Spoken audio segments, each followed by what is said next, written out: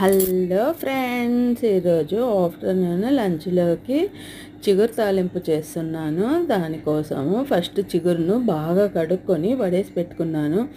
దాంట్లోకి ధనియాలు, వట్టి కారము, ఎండుమిర్చి అంటారు, ఉప్పు, పసుపు, కొంచెం బెల్లం వేసుకుంటే బాగుంటుంది అనేసి వేసేసాను. మిక్సీ ఆడిచ్చేసాను.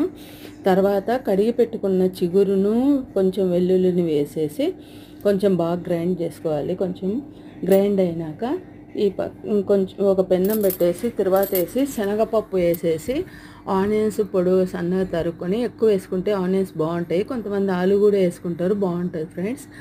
అన్నీ వేసుకున్నాక కొంచెం వేగినాక ఆనియన్స్ చిగురును మిక్సీ వేసినదంతా వేసేసి బాగా వేయించుకోవాలి. వేయించినప్పుడు బాగా మగ్గిపోతుంది చిగురు అదంతా. చిగురు తాలింపు రెడీ. బాగుంటుంది ఫ్రెండ్స్. మీరు ఇలానే చేస్తారా? సూపర్.